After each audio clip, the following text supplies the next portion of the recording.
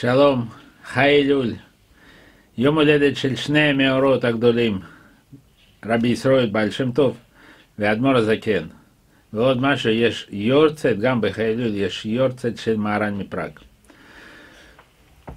לפני שאנחנו ננגן איזשהו ניגון, כתוב שזה ניגון מיוחס לבעל שם טוב.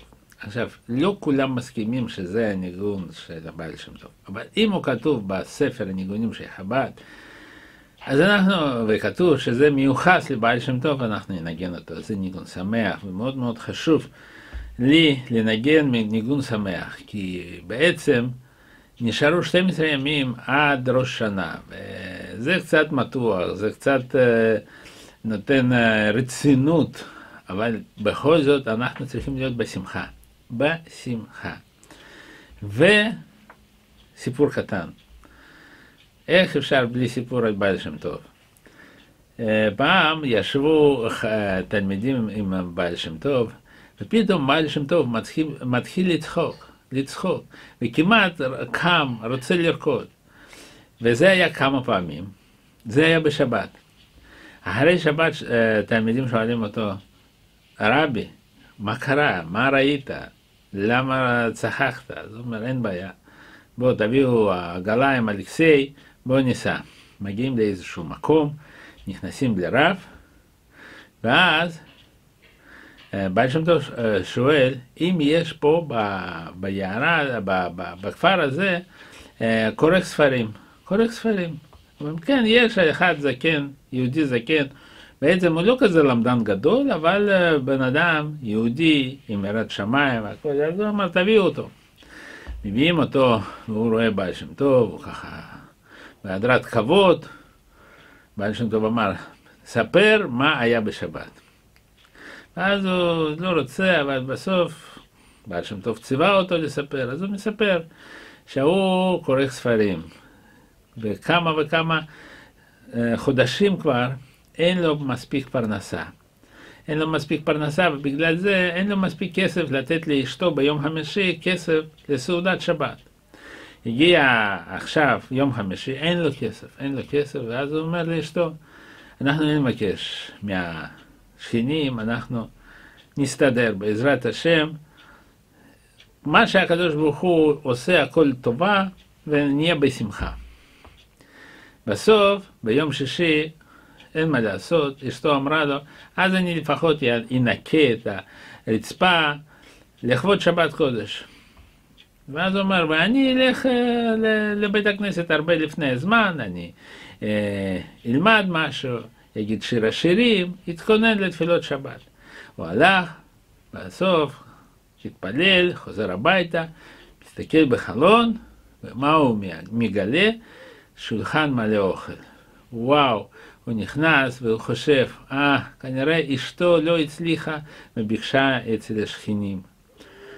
והוא עושה קידוש, עושה על החלות, ברכה על החלות, ואז הוא אומר, נו, לא הצלחת. ופתאום היא מתפרצת, כמו אישה יהודיה, לא, זה הכל בכסף שלנו. מה קרה? היא מצאה איזשהו כפפות שאיבדה אותם לפני 20 שנה, ובכפפות האלה היו סוגרים מכסף. ואז היא נתנה את זה, מכרה את הסוגרים מכסף, והלכה וקנתה כל טוב, דגים והכל. ואז בעל שלה היה מאוד מאוד שמח, והוא התחיל לאכול, ויושב, ופתאום הוא קם, ומתחיל לרקוד איתה.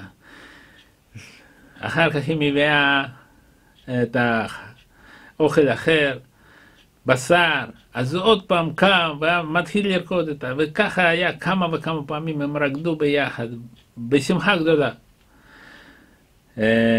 ובעל שם טוב שומע, ואז היהודי אומר, כבוד הרבי, עשיתי משהו לא טוב, עשיתי משהו רע.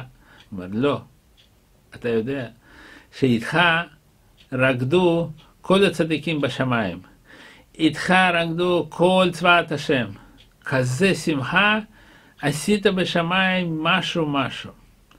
ועכשיו בגלל זה אני אומר לך, והוא שואל את אשתו, יש שני דברים, או שאני אברך אתכם שאתם תהיו עשירים, או שייוולד לכם בן. ואז אשתו אומרת, נו, אשרים, אנחנו כבר מבוגרים, אנחנו לא צריכים, אנחנו רוצים בן. ובאמת, הבעל שם טוב בירך אותם ואמר שאני רוצה להיות סנדק בברית של הבן שלכם, ואז ייתנו לו שם ישראל. ישראל, ואז באמת נולד להם בן, ובסוף הבן גדל ונהיה הרבי הקדוש ממוז'יץ, כן? מגיד ממוז'יץ. אז זה שמחה שיהודי שמח. אז באמת, אחד מהדברים הכי חשובים בעבודת השם של חוסית, צריך להיות שמחה. וזו עבודה לא פשוטה להיות בשמחה. בפרט בימים האלו, ובכלל, מה היה יותר קל אז? כל אחד היה עם ההתמודדות שלו. אז יש ניגון שאני בכוונה מנגן אותו יותר מהר ממה שכתוב בספר הניגונים, יותר מהר, נותן לו יותר שמחה, המהירות, המקצב נותן יותר שמחה, אבל יש פה דבר מעניין שרציתי לפחות קצת לנגן. בהתחלה זה כמו עולה מדרגה, זאת אומרת ההתחלה של הניגון זה לעלות מדרגה, לקפוץ יותר גבוה, ואז זה נותן שמחה. תסתכלו, יש פה שני קטעים. מתחיל ניגון ככה. ועוד קופץ קצת יותר.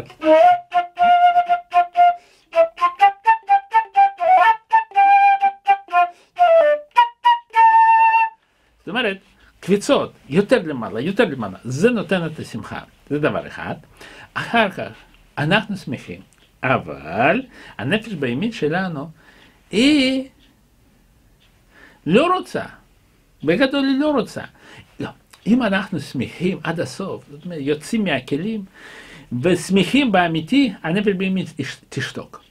אבל אם אנחנו עדיין נמצאים כזה לא בשמחה גדולה, ואז הנפש בהמית אומרת, נו, מה אתה רוקד? מה, תסתכל על החשבון שלך, תסתכל על כל מיני בעיות שלך.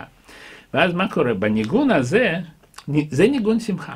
אבל זה מה שהפירוש שלי, עוד פעם, זה רק פירוש שלי, הרגשה שלי. מה קורה? אין פה קפיצות. נעצרו הקפיצות, והפוך, יש כאלה ירידות. תסתכלו. תשמעו.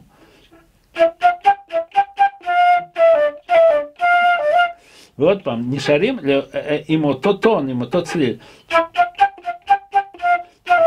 ורק אחר כך עושים. זה אומר שבעצם, כשאתה מתחיל להיות בשמחה אמיתית עד הסוף, לא יהיה לך מעצרים. אבל אם לא, אז יש משהו שמתחיל להשפיע, ולא כזה נותן לך לשמחה מלאה. אחר כך הקטע הבא, זה קטע שבעצם אנחנו נמצאים כמו במאבק כזה, שמחה, לנצח את העצבות שלנו. אנחנו בניגון עומדים על איזשהו קטע שחוזרת על עצמה. שזה באמת מרגישים שכאילו אנחנו מנצחים את העצבות.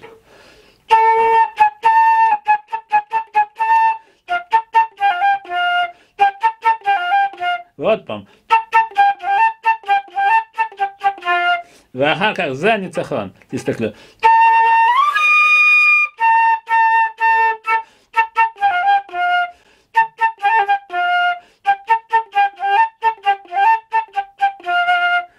הקטע האחרון זה באמת, אנחנו חוזרים על אותו נקודה, אבל בסוף עוד פעם יש כזה קפיצה למעלה. עכשיו, בעזרת השם אנחנו ננגן, האלול, אנחנו צריכים להיות בשמחה, שאנחנו יהודים, שאנחנו, יש לנו את הקדוש ברוך הוא, יש לנו את הרבי של המלך המשיח, וזה באמת סיבות מאוד מאוד טובות להיות שמח. ואז נוסיף את המנגנה שמחה, אז בעזרת השם, זה עם שמחה אנחנו נעבור כל לא רוצה להגיד בעיות, כל הרפתקאות, כל האתגרים בחיים בעזרת השם, ושיבוא המשיח, שיהיה גאולה שלמה עוד לפני הראש שנה, עוד לפני